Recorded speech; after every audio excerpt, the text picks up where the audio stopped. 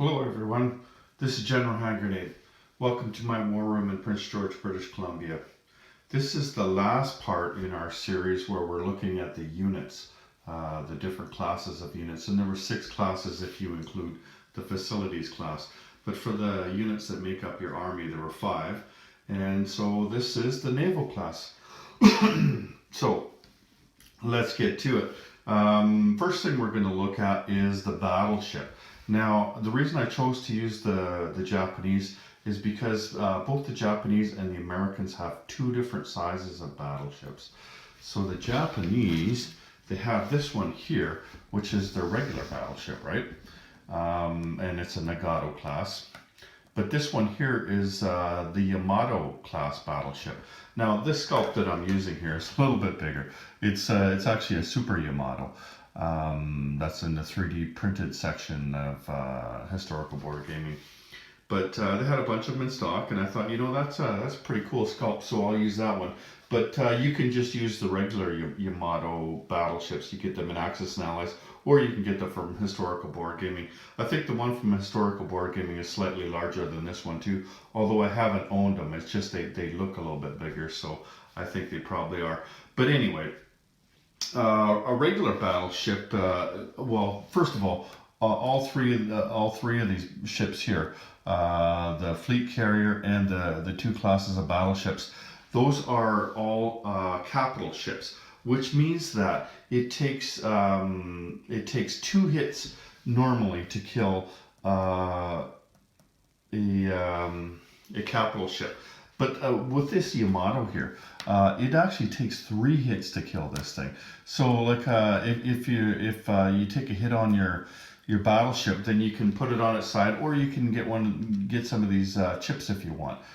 So these are kind of neat because sometimes ships or any kind of units just get knocked over. So then you're left wondering, well, is that thing damaged or did it just bump it, you know? So I know I've done that. But anyway, so these guys, the battleships and the fleet carriers, they take 2 hits. But when they do get hit, then they're less effective. So a battleship normally is attack at 8 and defend at 8. But when it is damaged, it only attacks at 7 and defends at 7. And until you go and get it repaired.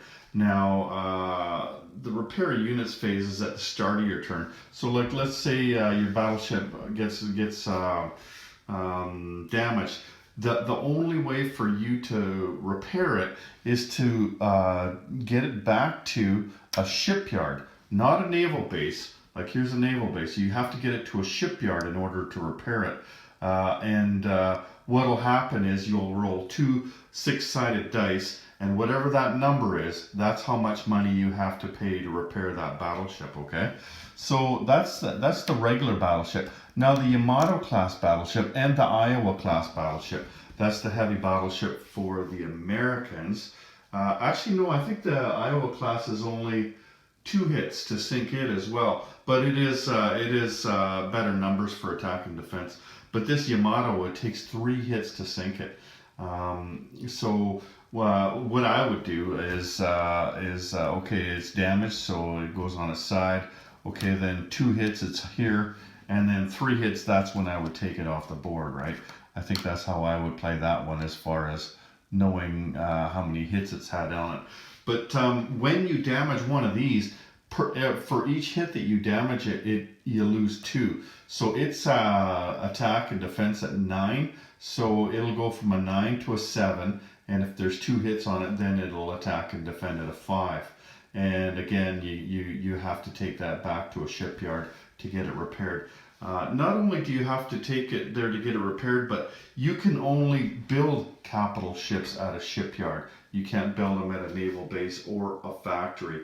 And that's a really big deal because, you know, like Japan is no problem. They have shipyards, and there's more here. I just put these as an example, but I think they have 2 shipyards, and they've got major factories there, so they can build capital ships all they want. But if you're the UK, then, like, you look up here, that's the only place the UK is going to be able to build or repair a capital ship, because you have to build a major factory in your home country, and you can only put a shipyard where you have a major factory. Like it has to be connected by a railway.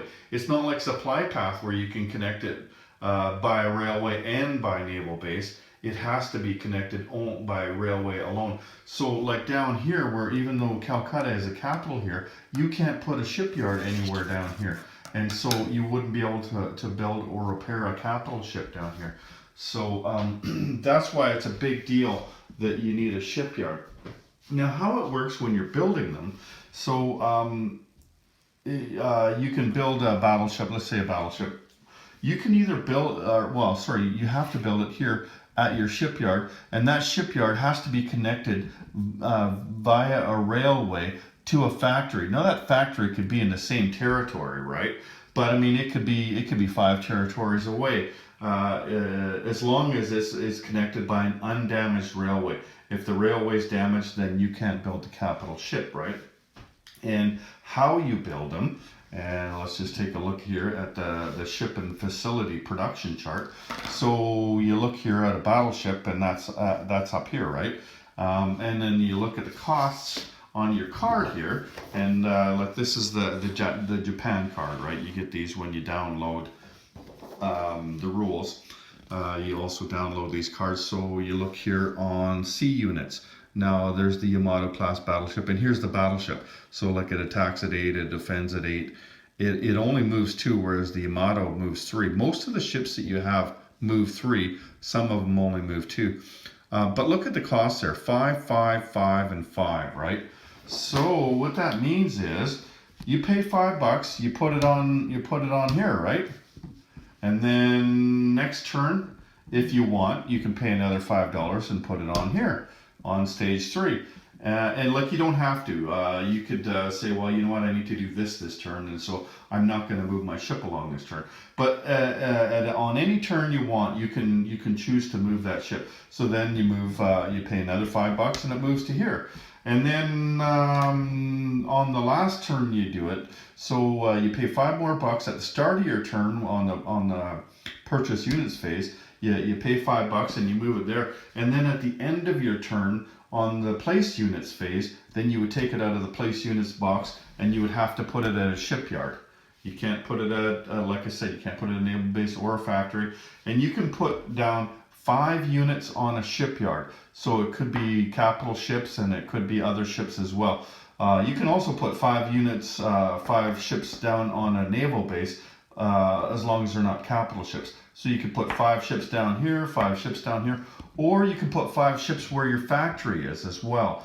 You don't have to have a naval base for the factory, as long as they're not capital ships. Like I said, you have to have a shipyard to build or repair a capital ship. So that is how you purchase them. And you might have noticed there, while I was showing you the numbers, that there's a few of the ships that have multiple costs. So like your fleet carrier, that takes 4 turns to build. Obviously your Yamato battleship would have costed 4 turns to build. And your shipyard, you have to pay, what is that? I think that's, it's 5, 5, and 5 to build a shipyard. So,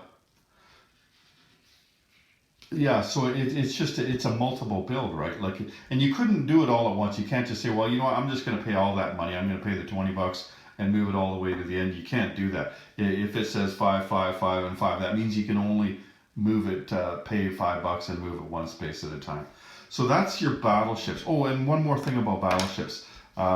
They also do shore bombardment. So when you're making an amphibious assault, they can take a shot at the land units on the shore if they're not taking part in sea combat on the way in. Like, it could be that you're attacking boats that are in the sea zone that you're attacking the land from. So you could be attacking the ships, and that's one thing.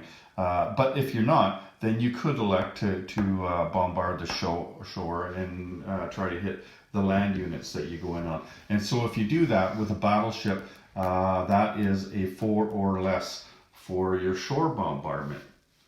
Okay, then now let's look at the fleet carriers. Let's look at both carriers there. So you have your fleet carrier, which is a capital ship and takes 2 hits to sink.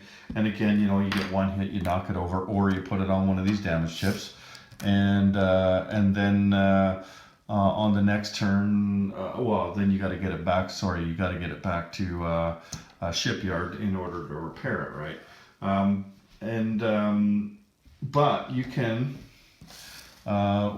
with these things, like Axis and Allies, you can put either 2 fighters or 2 tactical bombers, or 1 of each on to an aircraft carrier. And then you've got your light carriers here. And all the nations have different kinds of light carriers. They're kind of older carriers that they still used in World War II, but they didn't have as much of a capacity. So you could only put one plane on there. It could be a fighter, it could be a tactical bomber, or you could use one of these if you've developed jet fighter technology. So a jet fighter could go on a carrier as well, but you couldn't put a medium or a strategic bomber or an air transport on one. It's just those smaller planes that can land on those things, right? So I mean, you think, why would you buy one of these, right? Like you should buy one of these. The thing is, it takes so long to build one of those fleet carriers, right? Even though it gets 2 hits and everything, it takes a long time to build it. The light carrier takes 1 less turn to build it. So it could be a case, and it's the same with cruisers, why you might buy so many cruisers is because cruisers don't take as long to build as, like the cruiser would be the most powerful ship you can get, that take less than 4 turns to build them. So cruisers in this game you might find are a little better buy than they are in Axis and Allies for that reason. That's why these things are pretty handy. They're cheaper and they're 1 less turn to build. So you build a few of those, and yeah, they die with 1 hit. But you just gotta make sure that you've got destroyers and subs and everything, cannon fodder around them, right? Then that helps out, right? So we move on, and we've got cruisers down here. Let's just move the battleships out of the way there. Okay, we've got cruisers here. In the regular game, there's just cruisers. But I've gone out recently, and since I've introduced my armies, and I've picked up some light cruisers. Like I've got light cruisers for the Japanese, I've got them for the Americans, I've got them for the Germans, and I've got them for the British. And I think that's going to be enough, because you don't really need any ships for Russia, right? And so like that's probably going to be good enough. France doesn't get to buy much stuff anyway. They look like they're doing good, and then all of a sudden, they lose Paris, and they don't have a lot of money to be buying light cruisers. So a regular cruiser is pretty tough. Actually, let me just give you the numbers for this. It doesn't attack, and it defends at 2, and the light carrier defends at 1, and it doesn't attack. So on the cruisers, they are a 6 on attack and a 6 on defense, and they move 3 spaces. And for them, it costs 3, 4, and 4. So they're 11 IPP to purchase. So $3 will get it onto the chart, and then 4 and 4 will move it along, and you put it on after 3 turns there. And so the light cruiser is a lot cheaper. So this was 6 and 6. This is 5 and 5 as far as attack and defense goes, and it moves 3 as well. And it costs 5 and 5. So it would go down on the second stage here. So $5 you put it here, and then $5 you move along over to here. So that's a pretty good buy for those things, right? And so these things here also have shore bombardment cruisers, and they bombard the shore at 2. And I think, like I haven't used the light cruisers yet, but I think that they bombard the shore at 2 as well. I know they have shore bombardment, and I think it's at 2. It might be at 1, but you'll find out anyway if you ever decide to go down that road and use them. You just have to look around for the rules, right?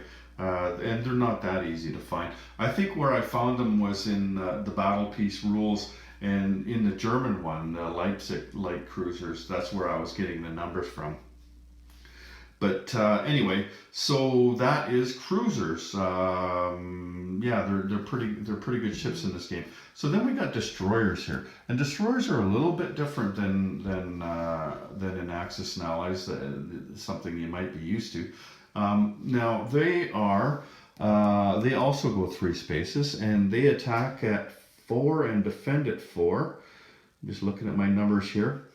They cost 7 IPP. So that's pretty good.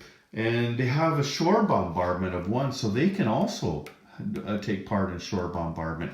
And maybe the best thing about those things is that you can buy them and put them on. So like you need a ship this turn, you know, yeah, that's about the best ship you can buy to have it placed right away. So you can buy destroyers, submarines, or transports and place them on the same turn you buy them. Everything else takes a little bit longer, right? So another thing that makes them a little different is like they do negate the first strike of the submarines, right? But they don't allow you to attack submarines. Like normally, if you went in with a destroyer, then you could attack a submarine with all your units, right? But not in this game. Like this game, it just, okay, if the sub's coming in to attack these 3 boats here, well, the sub doesn't get his first strike capability because of the destroyer. The destroyer can see him coming. And they're going to get a shot back at him because he decided to attack. But if it's the other way around, if these guys are attacking, then the sub just says, no thanks, I'm going to submerge.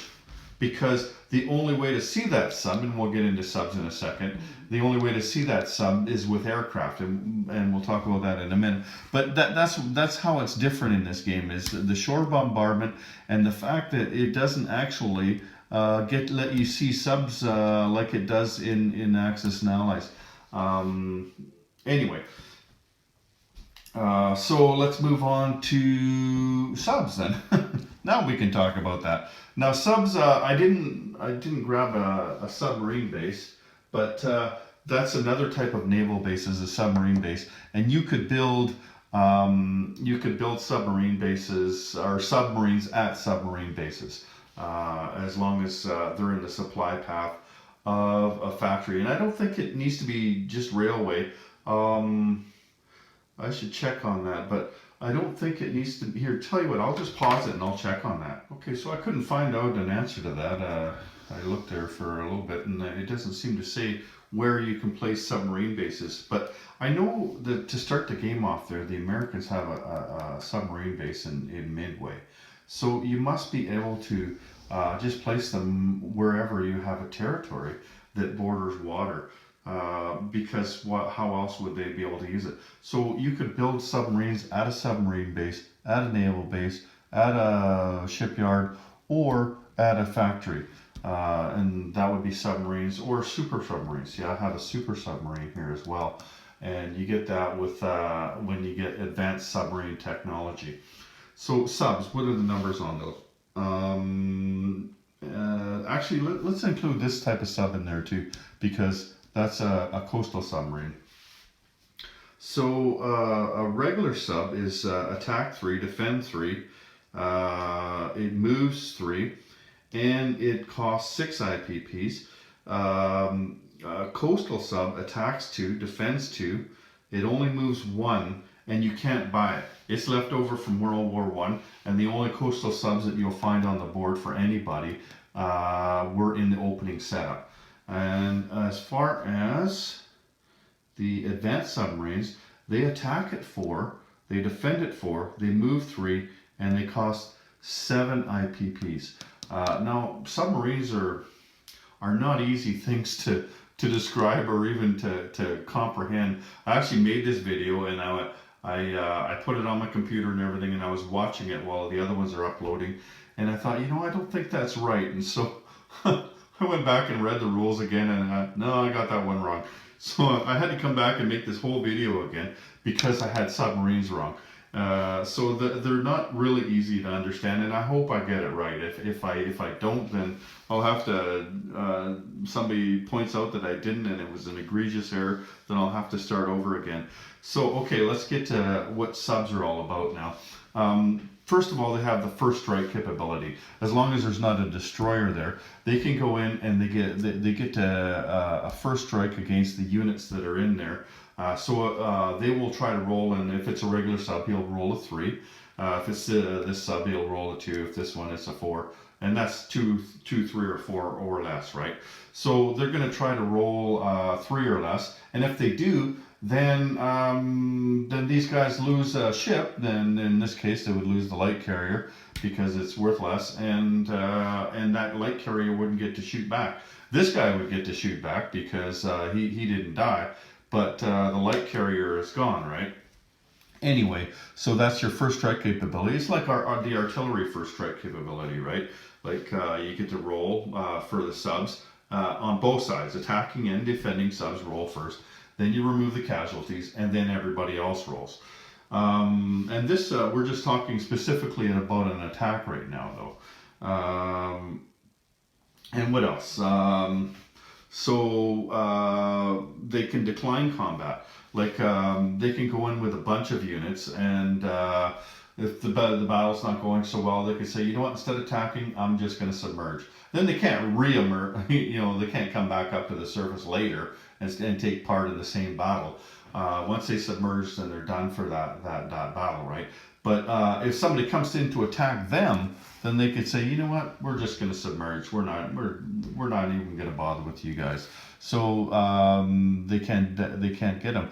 The only way that you can't submerge and not get attacked is if there's a plane on combat air patrol, or let me just grab one of these chips here. So there's a combat air patrol chip, right? And these, you're going to need these when you play this game. So that would be a plane that's on the land here, right? Oh, let's just grab a fighter here. So that's a plane that is on combat air, like he came from the land and he's on combat air patrol out on the water there, or a carrier-based aircraft. So if you came in to attack these subs here, then you could do that because you've got planes on a carrier, and that's really different from Axis and Allies, right? Like you couldn't see subs with a plane unless you had a destroyer. In this game, you can't attack subs unless you have planes. It's the planes that see the subs, and I guess that kind of makes sense because like a sub had a better vantage point, or sorry, I mean a plane had better vantage point. They're flying over the water, they're low flying. You can actually see a sub quite a ways down in the water if you're looking hard enough, right? Like, I mean, it's a big ocean, right? But that's the only way really that you could have seen a sub without the use of radar. And the radar wasn't that good back in World War II. So if you've got a plane on combat air patrol, and that's all he's doing is he's looking for subs when you're on combat air patrol. It doesn't do you any good for any other reason other than looking for subs. But also, when you're attacking subs, the only way you can actually force him into combat is if you got either somebody on combat air patrol in that zone, or you have them on a carrier like that. So, and that goes for coastal submarines, and it goes for submarines, and it goes for the super submarines as well. The other thing that they do is convoy raiding. So let's just grab this sub here. Now you look at here, let me just move the rule book. I had it out while I was looking for something there. So you look at the lines here. So the white lines that are all around the board. So this line here, the British 3, French 1, Netherlands 2. So this is the amount of money that you can take off of these guys, right? And you do that by just simply placing your sub on there on combat move and saying, I'm going to raid the combat line. Now, you don't have to go here where the numbers are. Like, you see how long this combat line, you see this is the Indian Ocean line, right? Anywhere along this line will do. So it starts here, and it goes to here. So anywhere along this line, you can take this much money off of these guys here. depending on the roles, right? And then there's another line here. See this one, 2 for the Netherlands, 2 for Anzac, and it goes to there, and it goes all the way down to here, right? And here's this law. You wouldn't want to raid that one. That's the Japanese line. But here's an American one that's worth 3. So you can just go after and go anywhere on that line and say, yeah, I'm going to raid this convoy right here. And then you do some dice rolling and everything, and a bunch of magic happens. And I'm not going to tell you how to do it right now, because I don't want these videos to last forever. I'm going to do a special video on convoy raiding. But anyway, this guy, a submarine is +2 when you're raiding convoys. A coastal sub is only +1, and advanced sub is +4, and those numbers will mean something when we get into the convoy rating section of the how-to videos, right? I don't want to get into it right now. So let's just put this back, and what else to do with subs? A sub can't shoot planes. There's no way that a sub can shoot a plane. And then the one last thing is that it has target selection of 1. So you get into a battle and you roll a 1 for the sub. Doesn't matter if you've got first strike or you don't have first strike capability. It could be a big battle. There's 20 boats in there. If one of your subs rolls a 1, he gets to choose his casualty, just like the tactical bomber can, or like the heavy armor can. Like there's certain units in this game that have the ability to do that. So like if you have a battleship, here, let me just grab this battleship here. If you got into a battle and this battleship was there and he was damaged, well, there you go. Take the hit on that thing. This guy's gone, dead, right? But like if he's not damaged to begin with, then it might be a waste, right? Because then all that happens is that he gets damaged. You didn't actually take a boat out of that fight. It depends, like you gotta gauge it when you're in there. What's in there? What do you have? What do they have? What's the best boat to take, right? You get to choose a boat. Quite often it'll be the carrier. If there's no place to land those aircraft, why not hit the carrier? You'd be killing a carrier and 2 planes at the same time after the battle's over. Like the planes will still fight and everything, but then when the battle ends and they can't land, well, so sad, see you later. Anyway, so that's submarines. So the only 2 that we have left, I guess, well, there's the coastal destroyer, or coastal sub. So I already told you about that. So the last thing is the torpedo boat destroyer. And it's also left over, like the coastal sub here. It's also left over from the First World War. And it's a pretty small boat, like... let me just find out where we have it here. Okay, they represent smaller craft, usually less than 1,000 tons, and the predecessor of modern destroyers left over from a previous era. These were still in the arsenal of many navies at the start of World War II. They may not be produced during the game. So again, just like the coastal submarines, whatever comes in the opening setup, that's all that you're going to get for torpedo boat destroyers. You're not going to be able to build them during a game. So these 2 boats right here, they don't attack and defend very well. They're both at 2 or less on attack and defense. So those would be good cannon fodder. Like if you're going to lose a boat in a battle, you might as well lose one of these 2, right? So they don't travel very far either. That coastal sub there, he only goes 1 space, and the torpedo boat destroyer only goes 2 spaces. Whereas most of your boats go 3 spaces. Not all of them, but most of them. And so that only leaves, I don't think we talked about the transport, did we? Okay, so I'm not going to get into the amphibious assault rules. I'm just going to talk about the transport. The transport only goes 2 spaces, and then of course if you're at a shipyard or a naval base, you're starting there, then you can go 3 spaces. So you can put an infantry class unit of any kind. It can be any kind of infantry and something else on there, and it doesn't matter what it is. It could be another infantry, or it could be a tank, or it could be an artillery, or an anti-aircraft, or like that. You can put a lot of things on there, right? You can actually even put aircraft on these things. Now, I don't know why you would do that. There might be some reason why, I'm not sure. I haven't played the game that much, but it seems kind of silly. But you can carry an aircraft on one of these things for some goofy reason. Probably makes sense, and I'll figure that out someday.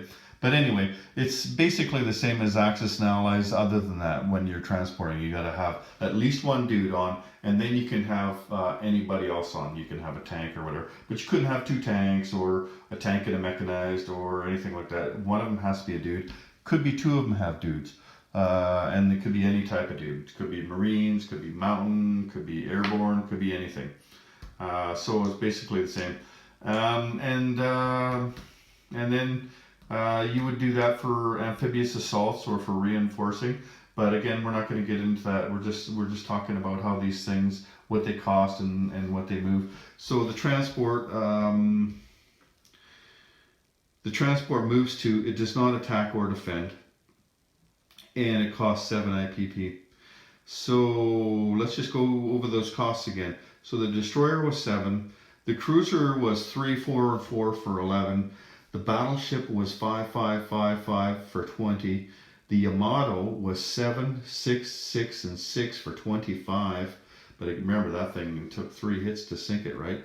The light carrier was 3, 3, and 3 for 9. The carrier was 4, 4, 4, 4 for 16.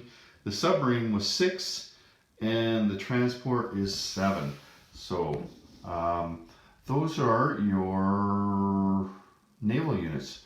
Let me just think here. I told you how to put them on, where to put them on.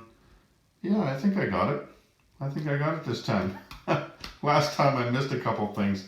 This time I think I got it. Anyway, so that's our last look at the units in the game. And I'm not sure what I'm going to do next. I'll find out when I wake up tomorrow morning and pour a coffee. Might go to the political situation, might get into technology. I'm not sure. I'll see how I feel in the morning. Anyway, take care, everyone. General Hand Grenade out. Class dismissed.